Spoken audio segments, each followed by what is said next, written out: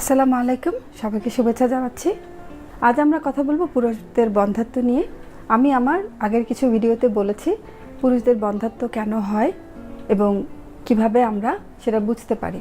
এখন আসুন আমরা জেনে নেই, যদি কোনো পুরুষের বন্ধ্যাত্ব হয় অথবা পরীক্ষা নিরীক্ষায় ধরা পড়ে যে তার কারণে বাচ্চা হচ্ছে না, তাহলে আপনারা কিভাবে কোথায় গিয়ে চিকিৎসা নেবেন। সত্যি কথা বলতে কি, পুরুষদের বন্ধ্যাত্ব, মেয়েদের বন্ধ্যাত্ব সবই আমাদের গাইনোকোলজিস্টদের কাছেই আসেন।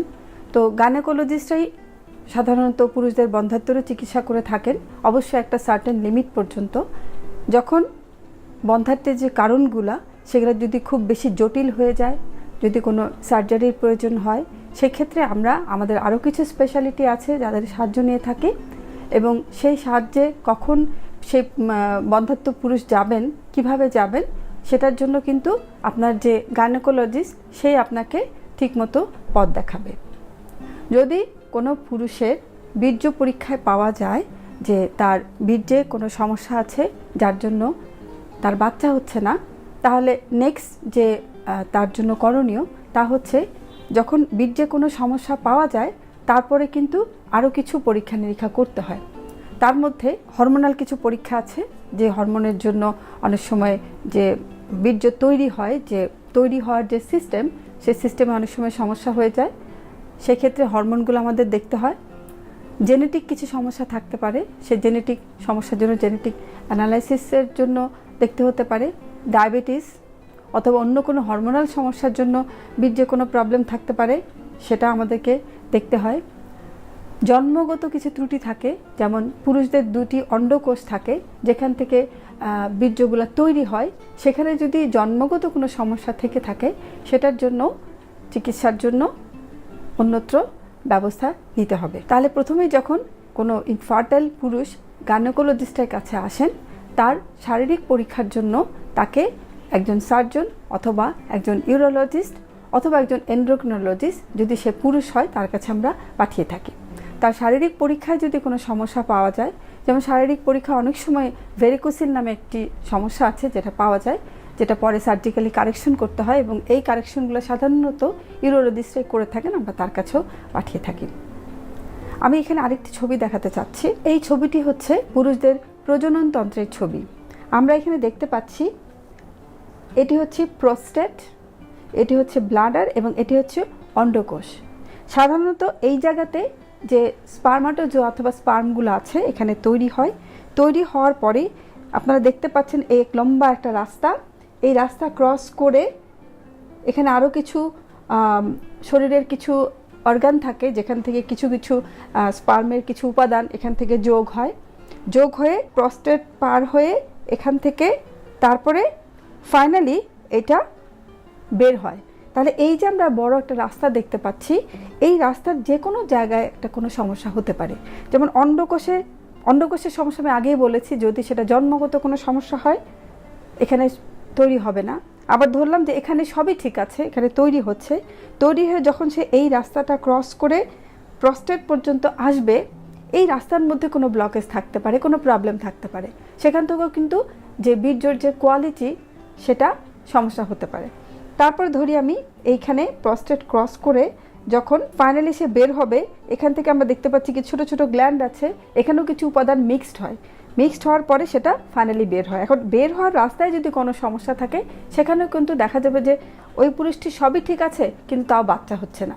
এ ধরনের কোনো সমস্যা যদি থেকে থাকে, আমরা সেইভাবে সেই রোগীকে কনসার্ন ডক্টরের কাছে পাঠাই, যাতে এই সমস্যাগুলো রেকটিফাই হওয়ার জন্য একটু সময় লাগে, সময় সাপেক্ষ। পুরুষদের বন্ধ্যাত্ব এটা একটা সমস্যা যে ট্রিটমেন্ট করতে অনেক সময় লাগে, মিনিমাম 3 থেকে 6 মাস সময় লেগে যায়।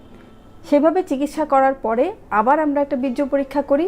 সেই বীর্য পরীক্ষায় যদি আমরা দেখি যে তার সমস্ত কিছু ভালো আছে, সেক্ষেত্রে আমরা আশাবাদী হই যে পরবর্তীকালে সেই দম্পতিটি সন্তানের মুখ দেখতে পাবে। তবে এখানে আরেকটা কথা বলা জরুরি, আমি সবসময় আমার রোগীদের বলে থাকি যে আপনারা বারবার ডাক্তার পরিবর্তন করবেন না।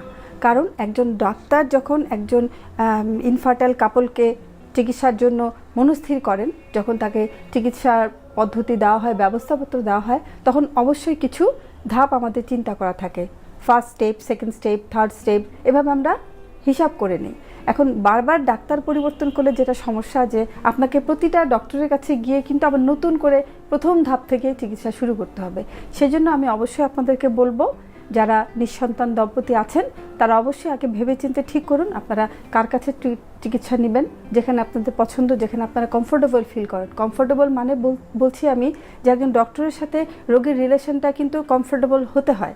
কারণ রোগী যদি ডক্টরের কাছে নিজের কথাটা বলতে না পারে, লজ্জায় যদি অনেক কিছু সে প্রকাশ করতে না পারে, সে ডাক্তারকে যদি তার বিশ্বস্ত মনে না হয়, তাহলে কিন্তু এখানে একটা খুব বড় একটা গ্যাপ থেকে যায়। সেজন্য আমি আপনাদেরকে অনুরোধ জানাবো, আপনারা চিকিৎসা নেওয়ার আগে প্রথম ডক্টর ঠিক করুন, এবং ডক্টর ঠিক করার পরে নিজেরা মনস্থির করুন যে এখানে আপনারা নির্দিষ্ট যে সময়টা, সেই সময়টা চিকিৎসা করবেন। এবং চিকিৎসার যে ধাপগুলো সেগুলো ওই ডক্টরের কাছে আপনারা শুনে নিন। শুনে নিলে আপনাদের ভবিষ্যৎ পরিকল্পনাও সহজ হবে।